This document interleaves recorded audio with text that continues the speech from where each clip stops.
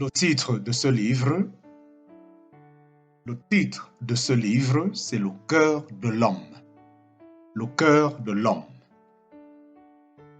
Il est écrit par All Nation Gospel Publisher. Il est écrit par All Nation Gospel Publisher. Le cœur de l'homme ou le miroir spirituel du cœur. Présentation allégorique en 10 tableaux. Ce livret, dérivé en France en 1732, a été révisé et a été réécrit pour les chants missionnaires de l'Afrique par Révérend G.R. Gritschwin en 1929 et postérieurement a été traduit, imprimé et protégé par les droits d'auteur en plus de 250 langues indigènes par All Nation Gospel Publisher, qui les distribue aujourd'hui parmi 127 pays missionnaires. Des gens de toutes langues, classes et religions sont introduits par ces livrets à éprouver la profonde vérité spirituelle du message de Dieu à l'espèce humaine comme énoncé par le prophète Ézéchiel en l'an 586 avant Jésus-Christ. Je vous donnerai un cœur nouveau et une nouvelle âme. Alors vous seriez mon peuple et je serai votre Dieu. Ézéchiel chapitre 36, versets 26 à 28. Je vous donnerai un cœur nouveau et une nouvelle âme. Alors vous seriez mon peuple et je serai votre Dieu. Ézéchiel chapitre 36, versets 26 à 28.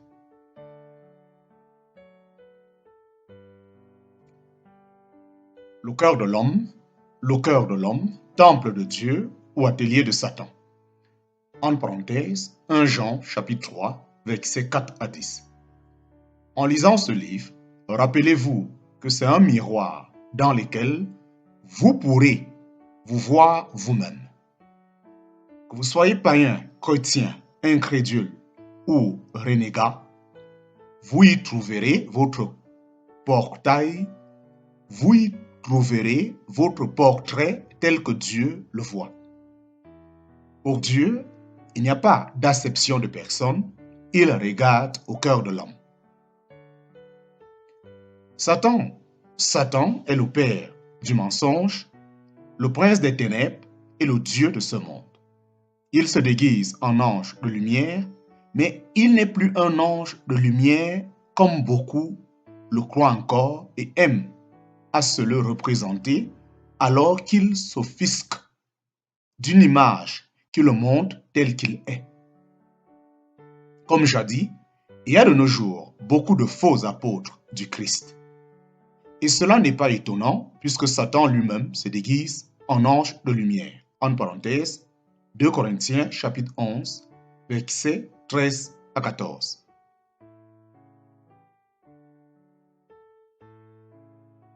Et cela n'est pas étonnant puisque Satan lui-même se déguise en ange de lumière. En parenthèse, 2 Corinthiens chapitre 11, versets 13 à 14. Satan, le Dieu de ce siècle, qui aveugle les yeux et l'intelligence des hommes, afin qu'ils ne voient pas briller la splendeur de l'Évangile, la gloire de Christ. En parenthèse, 2 Corinthiens chapitre 4, verset 4. Satan, le Dieu de ce siècle, qui aveugle les yeux et l'intelligence des hommes, afin qu'ils ne voient pas briller la splendeur de l'Évangile, la gloire de Christ. En parenthèse, 2 Corinthiens chapitre 4, verset 4. Tous les pécheurs et les incrédules sont morts et aveugles devant Dieu, selon le train de ce monde. Selon le prince, la puissance de l'air, de l'esprit qui agit maintenant dans les fils de la rébellion. En parenthèse, Éphésiens chapitre 2, versets 1 à 2.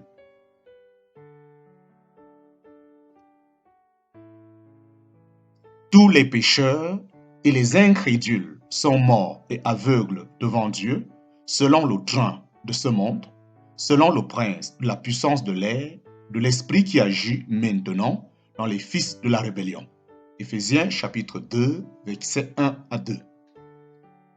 À moins que leurs yeux ne s'ouvrent à leur état de perdition, ils vont tout droit vers la destruction éternelle. Celui qui dit qu'il est sans péché se trompe lui-même.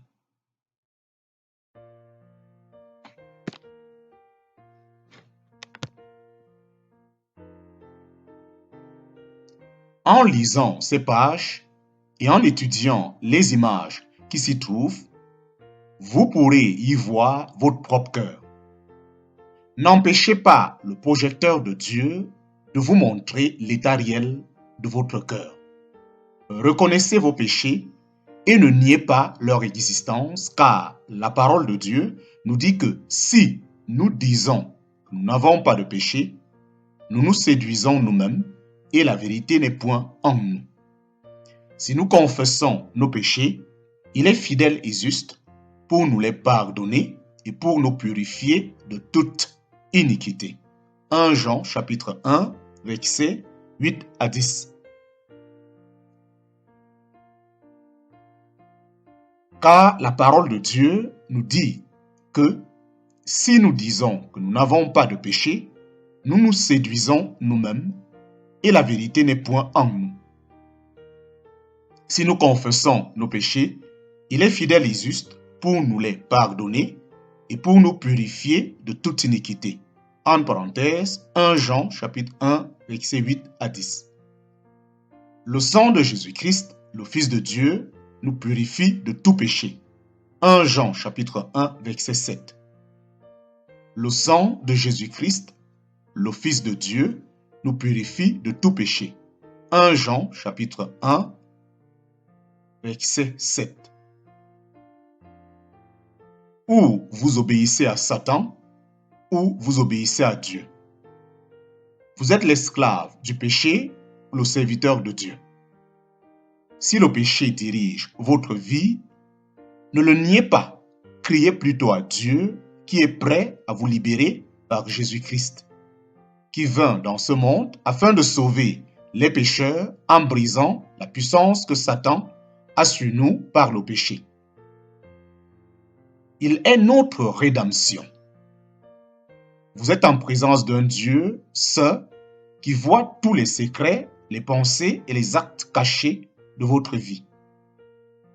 Il est impossible de nous cacher devant Dieu, ni de lui cacher nos actes et vos actes. Car celui qui a créé l'oreille, n'entendrait-il pas? Celui qui a formé l'œil, ne voit-il pas? Car l'Éternel étend ses regards sur toute la terre pour soutenir ceux dont le cœur est tout entier à lui. 2 Chroniques, chapitre 16, verset 9.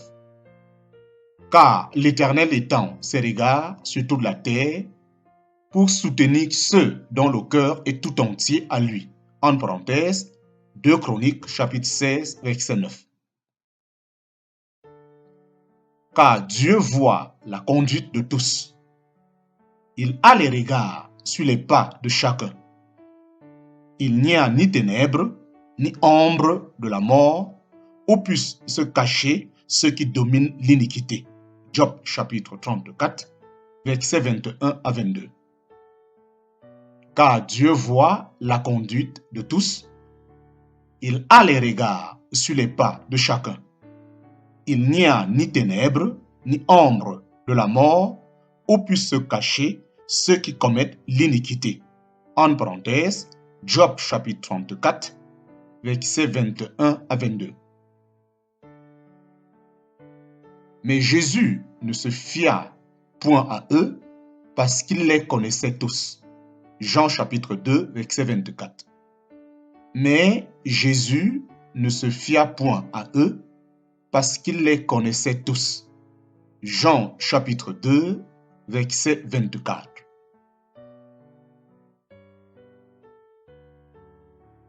Donc, heureux ceux à qui la transgression est remise, à qui le péché est pardonné, heureux l'homme à qui l'Éternel n'impute pas l'iniquité.